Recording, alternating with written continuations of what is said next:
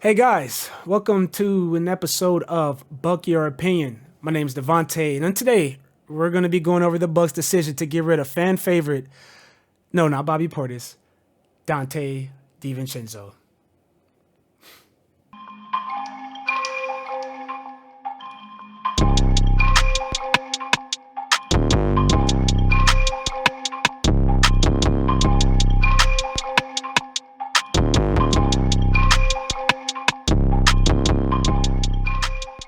The trade details, straight from the source's mouth, Adrian Wojnarowski. Full participants, the Kings get Donte DiVincenzo, Trey Lyles, and Josh Jackson. The Milwaukee Bucks receive Serge Ibaka, 2 future second-round picks, and cash. The Clippers get Rodney Hood and Semi Ojeleye. And the Pistons, they're going to receive Marvin Bagley Jr., but I believe his name is Marvin Bagley III. Minor mistake, but yeah. The Bucks actually pulled the trigger with Donte. The Sacramento Kings still get their guy Donte. The Bucks are going to be pulling in Serge Ibaka and 2 future second-round picks. Donte was our 17th pick back in 2018, and it was very disappointing to see him not get to celebrate with our team last year on our championship run. He was part of the team that kind of helped spark Milwaukee's success. Obviously, he had success at his early days in college at Villanova. Donte was a player that resonated with a lot of Bucks players. From what I've seen, him and Chris Middleton had a pretty strong relationship. It was almost like a little brother complex. They ran a lot of drills together, and you could just always see those guys putting Donte under their shoulder. So I'm pretty sure the locker room is going to miss him. But with that being said, there is basketball reasons to make this move. Now, unfortunately, the Bucks didn't have too many trade assets that could be used in today's trade deadline.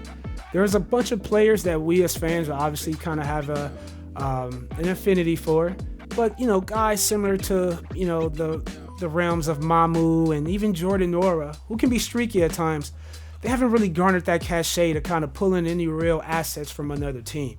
So with that being said, the Bucks had to dangle their most attractive trade piece, which in this case, unfortunately, was Donte DiVincenzo. Donte was on the last year of his deal, being a restricted free agent, and so the Bucks releasing him kind of prevented us from having to ever address that situation where we would have to have contract negotiations with Donte.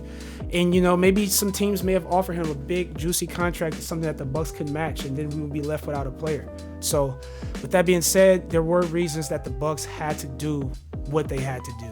Now, Rodney Hood's and Semi Ojeleye's stint in Milwaukee was very short, but I'm a diehard Bucks fan. I do want to thank those guys for their brief, even if it was minuscule, contribution to what they did to our team. But those guys helped us get Serge Ibaka. Now, when you think about Serge Ibaka's accolades, Serge Ibaka is obviously, most recently, a champion of the 2019 Toronto Raptors, who they beat the Bucks. But Serge is also a great defensive player as well. 3 times he led the NBA in blocks, and 2 times he was on an all-defensive first team. These are nothing to sniff at for a team that wants to continue to be a defensive juggernaut. With Serge on the team, Serge is pretty much going to be a poor Brook Lopez of sorts. He's going to help anchor the defense, he's going to help protect the rim, and he's going to clear the lane for Giannis and Drew to operate because he's pretty much going to be stuck in the corner ready to shoot threes. Serge is a 38% three-point shooter as of this year, which is something that's much needed and will be a devastating combination with Bobby, who's been on fire recently from 3. And one thing I want to mention, Serge has not been having a great year this year with the Clippers. I believe he's been regulated to a bench role, but we haven't seen too much of him, which is a good thing because limited play means that he might be rested for the regular season. And the Bucks are starting to have this trend of guys coming into our organization and just getting rejuvenated. Grayson Allen most recently. We have Bobby Portis, and even guys like Drew Holiday. They come into this organization and the fire is lit under their butt because they know that playing with guys like Giannis and Chris, they have a chance to really compete again. I also want to make sure we don't forget those 2 draft picks that the Bucks got, which are extremely important. One, the Bucks have had a fairly good job of drafting in the second round. We currently have 2 second-round draft picks of ours that are still in our roster, in Mamu and Jordan Nwora.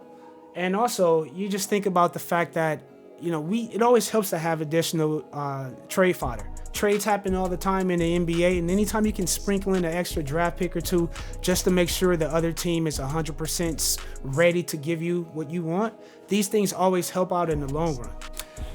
Also, we kind of gave up every draft pick that ever existed to get Drew, so this is a good time to get some of those back. With these moves being made, the Bucks are pretty thin at the guard position now. George Hill is injured, obviously. Donte is gone, and now it's time for the buyout market. The Bucks have 2 open roster spots, as I've said before, and there are some prominent names that we might want to pay attention to. Goran Dragic was just traded from the Raptors to the San Antonio Spurs, and immediately the Spurs said that they're going to plan to buy Dragic out. That's someone that the Bucks can really use as Dragic has much playoff experience, obviously some against the Bucks. He's a proven veteran, and he fits a much-needed role with this team. His shooting is pretty good, his pick-and-roll game is devastating, and he also just adds a little bit of security in the way that you have a proven vet that can come in and give you good minutes anytime you need. There's also another individual who might be a little familiar face in Mr. Bledsoe. You didn't hear from me. I'm just throwing things out in a little rumor wheel. Rumor reel? Oh, rumor mill. This is why you shouldn't use phrases that you don't know what you're talking about. Anyway, Bledsoe might be back, guys. Don't be surprised. I'm not mad at it if he's not starting, right? That was the biggest problem we had with Bledsoe.